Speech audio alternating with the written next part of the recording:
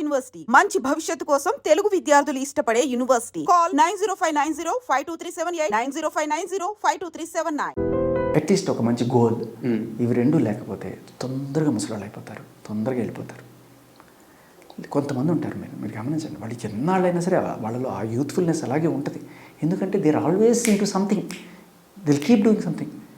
ఉదయ్ కిరణ్ చూడండి, రంగనాథ్ గారు చూడండి. ఉదయ్ కిరణ్ లైక్ ఆయన చదువులో పెద్ద రాణించలే, ఇండస్ట్రీకి వచ్చాడు, తక్కువ మనకి ఆయనకు ఫేమ్ వచ్చింది, టప్ టప్ టప్ అని వరుస పెట్టి సూపర్ మెట్రికులస్ రైజ్ అది. సో ఆయన ఏంటి యాక్టింగ్ చేయడం మాత్రమే. తర్వాత ఒకవేళ ఫ్యూచర్లో రిటైర్ అయిపోతే ఏంటి, ఎన్నాళ్ళు ఉంటావు హీరోగా? 10 ఏళ్ళు 20 ఏళ్ళు. సరే తర్వాత ఏంటి? అందరూ బాలయ్య బాబు లాగా చిరంజీవి లాగా ఉండలేదు. తర్వాత కూడా 60 years దాటినా కూడా వాళ్ళు లైక్ 20 ఏళ్ళ హీరో ఇంత డ్యాన్స్ చేయగలరు వాళ్ళు. అందరికీ అలా ఉండదు. బట్ రియాలిటీలో కొంత మనం ఆలోచించాలి. ఆ బ్యాకప్ ప్లాన్ అనేది కూడా ఇప్పుడైతే ఇప్పుడు ఉదయ్ కిరణ్కి అయితే చాలా ఎర్లీగానే జరిగిపోయింది పాపం తన లైఫ్లో. పాయింట్ ఏంటంటే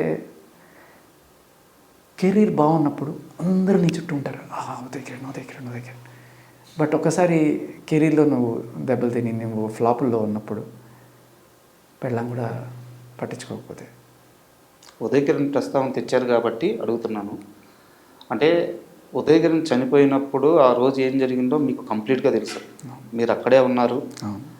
అయితే ఆ రోజు కానీ ఉదయ్ కిరణ్ పక్కన ఎవరైనా ఒక్కరుండుంటే ఖచ్చితంగా ఆ క్షణం తప్పించుంటే. ఉదయ్ కిరణ్ రేడియోకి చాలాసార్లు వచ్చాడు. ఎస్పెషల్లీ నేను నాన్ స్టాప్ 100 గంటల మ్యారథాన్ చేశాను రేడియోలో ఆపకుండా. 4 రోజులు ఆహారాలు నేను నిద్ర లేకుండా కంప్లీట్గా చేశాను. ఆ టైంలో ఫైనల్ లాస్ట్ 1 అవర్లో తన గెస్ట్గా వచ్చాడు. చాలా it's like a good friend. ఇప్పుడు రాజ్ తరుణ్ ఎలా నాకు ఫ్రెండ్, ఉదయ్ కిరణ్ అప్పట్లో చాలా మంచి స్నేహితుడు. కానీ అంత అడపాదడప మాట్లాడుకునే ఇది ఉండదు. నాకేంటంటే ఈ పబ్బులు ఈ గంటలకు దూరంగా ఉంటారు, మందులో ఫ్రెండ్స్ ఉండరు నాకు. బట్ ఆయనతో అప్పుడప్పుడు ఉండేది. ఏంటి పరిస్థితి అప్డేట్లు. తర్వాత జెమినీ మ్యూజిక్లో కూడా విజయం చేసేప్పుడు చాలాసార్లు ఇంటర్వ్యూలు మీరు చేసినట్టే నేను అలా సేమ్ ఇదే ప్లేస్లో ఉదయ్ కిరణ్ కూర్చోబెట్టి శ్రీరామ్ తర్వాత 2-3 సినిమాలు కూడా చేశాను.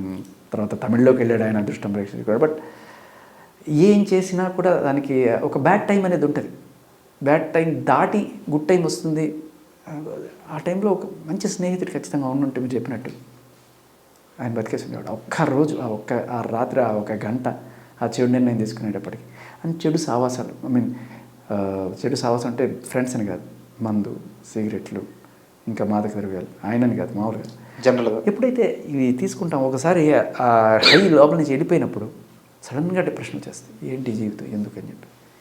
సో అది కూడా చాలా డేంజరస్. అది ఆయన మందుకి దూరంగా ఉండడం వల్ల కూడా కాస్త బెటర్ అయ్యేదేమో. కానీ అలా ఈ చేత్తో మోసే ఆయన.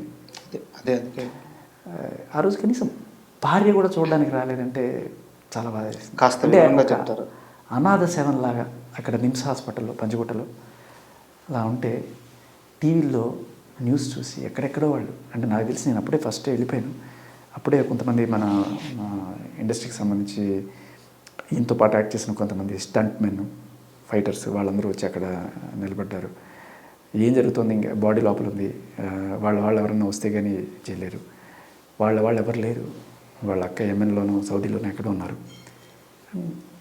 కట్టుకున్న భార్య అయితే కనీసం కూసలేదు. ఇంకా తర్వాత టీవీలో ఎక్కడ పట్టినా ఆయన న్యూస్ వేయడం, నీ స్నేహం ఇక రాదు అని. ఏం కానీ అది కూడా హాస్పిటల్ సీన్ వేస్తే ఇంకా నిజంగానే జనాల్లో కట్టలు తెంచుకుంది. పరిగెత్తుకొని వచ్చారు, 100 మంది వచ్చారు. నిమ్స్ హాస్పిటల్ మొత్తం నిండిపోయింది.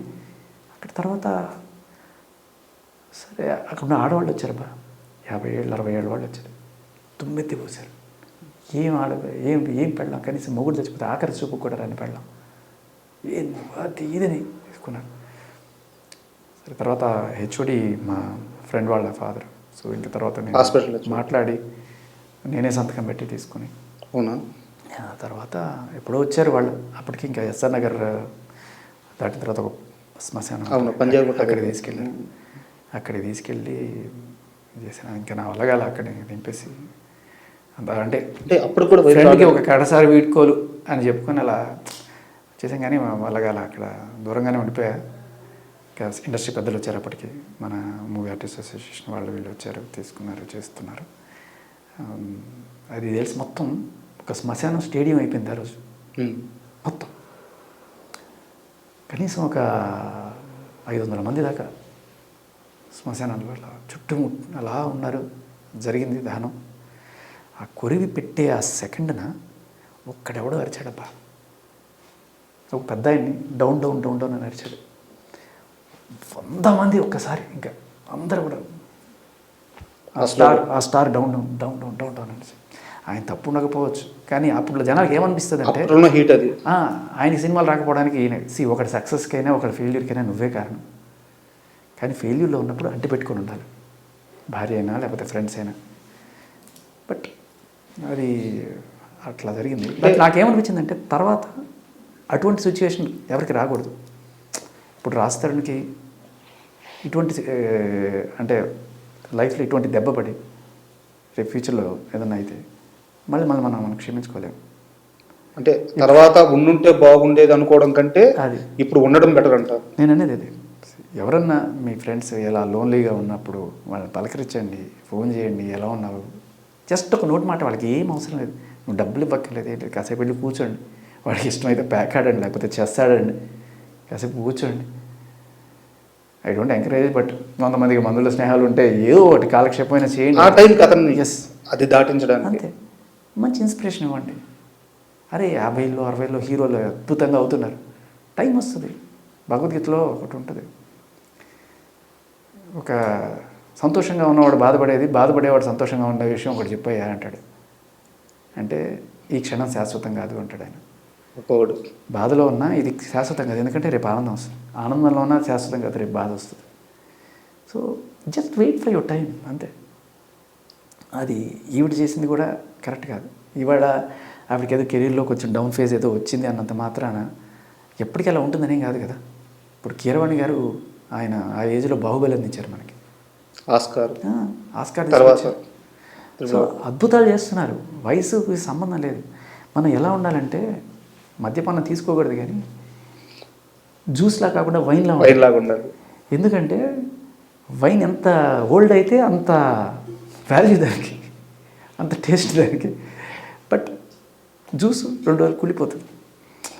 సో మనం ఎంచుకునే కెరీర్ కూడా అలా ఉండాలి.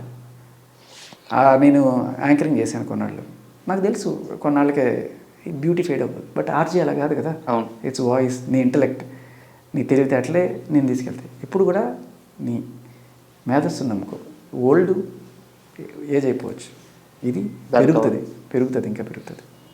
అండ్ అంటే మళ్ళీ కల్పన గారి విషయానికి వస్తే దీని మీద ఇంత చర్చ ఉండకూడదు, బయట నడుస్తుంది కాబట్టి అడుగుతున్నాను. ఒక క్వశ్చన్ మాత్రమే. ఇక్కడ పూర్తిగా 2 విరుద్ధమైన స్టేట్మెంట్లు వచ్చున్నాయి. వాళ్ళ కూతురు దగ్గర నుంచి ఒక స్టేట్మెంటు, డాక్టర్ల దగ్గర నుంచి ఒక స్టేట్మెంటు. కూతురు వచ్చేసి ఇది సూసైడ్ కాదు, జస్ట్ మెడిసిన్ ఓవర్ డోస్ అని చెప్పి అమ్మాయి ఒక స్టేట్మెంట్ ఇచ్చింది. డాక్టర్లు వచ్చేసి చూస్తుంటే సూసైడ్ లాగే ఉంది, మేము ఇప్పుడు ఏం చెప్పలేము, ఆమె కోలుకున్నాక ఆమె చెప్పద్ది, బట్ నిద్ర మాత్రలు అయితే మింగారు, ఎక్కువగానే మింగారు అని చెప్పేసి 2 వేరు స్టేట్మెంట్లు వచ్చున్నాయన్నమాట. దీని మీదే ఇప్పుడు చర్చ నడుస్తుంది. ఇక్కడ చాలా ఇంపార్టెంట్, మొత్తం మనం మాట్లాడుకుని ఇవాళ డిస్కషన్ అన్నింటిలోకి ఇది చాలా హైలైట్ చేయాల్సిన పాయింట్. బ్రదర్, మీరు ఇది గట్టిగా వేయండి.